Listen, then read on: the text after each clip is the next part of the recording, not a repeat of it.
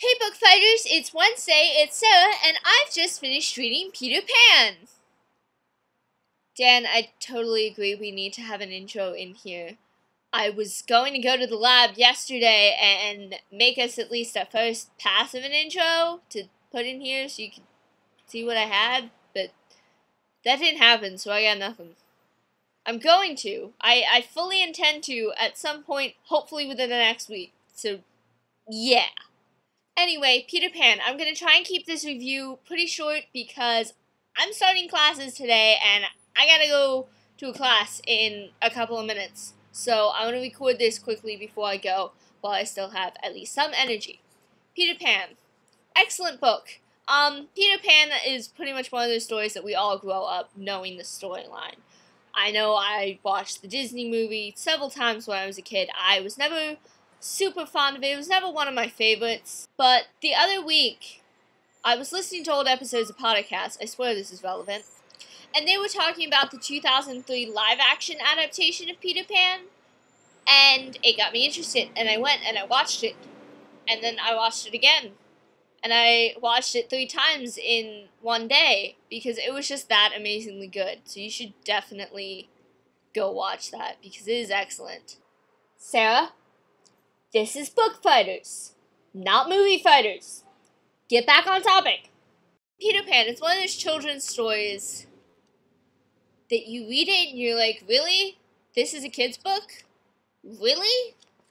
I had never read Peter Pan before. I had only ever read like little illustrated kids versions of it.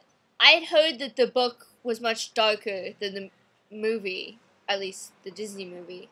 But everything's darker than a Disney movie. And I found it disturbing even before Peter Pan even shows up, just from the very beginning, where Mrs. Darling is cleaning her children's minds. And it's just like, that to me was the creepiest thing in the entire book. And there are a lot of creepy things. Like, Peter kills lost boys. If they start to grow up, yeah, great. But it's really, really good. So yeah, that's my review of that, because, like I said, I want to keep it short. Questions! Katie's question was essentially, how do you feel about audiobooks? I really, really like audiobooks, with qualifications. I have to really, really like the person's voice, and I'm okay listening to an audiobook I've never read before. But only with certain books. Like, some books I found I just can't follow along. But other books, I'm like, okay, yeah, I can follow what's happening here. Sometimes I have to go back and listen to stuff again. But some books, it's easier for me to listen to the first time on audiobooks than not. One audiobook that I really greatly enjoyed was the audiobook for The Minister's Daughter by Julie Hearn, which is a really good book. And I actually think that the audiobook, the way it's read, really enhanced the story, which is always a nice thing if the audiobook ends up actually enhancing it. One thing I really enjoy is they're not actually proper, technically, audiobooks. They're more like audio dramatizations that are done by Focus on the Family Radio Theater. This is The Chronicles of Narnia, and I absolutely love these. They're like movies that you listen to instead of hear or see, and movies that you listen to instead of hear. What? But yeah. Lauren's question, I just heard that, like, right after she put that video up.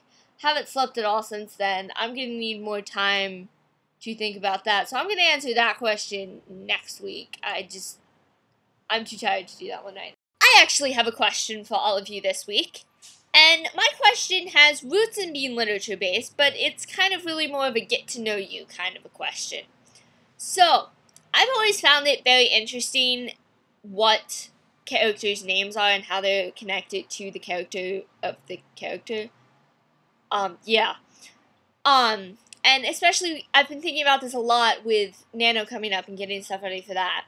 So I've been thinking a lot about how authors choose names for their characters, which got me to thinking about, like, the names of actual real people. Because with characters, you can make sure that the name fits the character, but you can't really do that when it's your kid, because you don't know what they're going to end up being like, so it may not fit them or whatever. But, yeah. So, my question comes in 2 parts, and part 1, I know all of your first and last names, but I don't know any of your middle names, so what is your middle name? And part 2, what is the origin story of your name? Like, basically, were you named for anyone? How did your parents come up with it? Whatever. Yeah, and I will tell you the origin story of my name when I get back from class, because I really gotta go, like, now. So this is me back from class, and origin of my name. My dad is Pennsylvanian Dutch, and by Dutch, I don't mean Dutch like the Netherlands, I mean Dutch like Deutschland, like Germany. Like, apparently English-speaking people couldn't pronounce Deutsch. It's not that hard, though.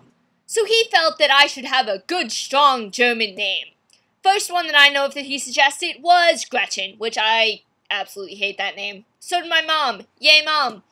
And also she knew a really snotty girl named Gretchen. She was like, no, I'm not doing that to my poor little baby girl. No, that's just not gonna happen. Thank you. Next name he suggested I think is actually worse. It's Gretel. Yes, as in Hansel and. I have asked him if I had had a brother and I was Gretel, would he have named my brother Hansel? And he was like, yes, it's a good name. What's wrong with that? I'm like, Hansel and Gretel? Really? Hansel and Gretel? They're good names. They're good German names. Okay. Fail. So yeah. And my mom really likes Sound of Music, and apparently at some point they considered Marie or Maria, but didn't go with that, obviously. And I know at one point my dad suggested Liesel, which I personally love that name, but my mom didn't want me to be named Liesel because she thought I would get made fun of for it, which I got made fun of anyway, so it was just like, what was the point? But I do have to say, Liesel Blight doesn't sound terribly good. So yeah, they just ended up with Sarah. I wasn't named after anybody. It was just, I guess, a name that they both liked. It's Hebrew, not German, so. To answer the first part of my question, second, my middle name is Lynn.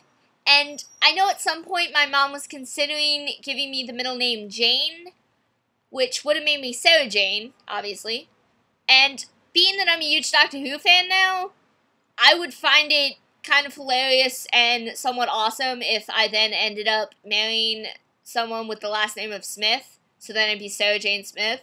That would amuse me highly. Anyway, for next week, I will be reading Mere Christianity by C.S. Lewis. And Katie, I will see you tomorrow.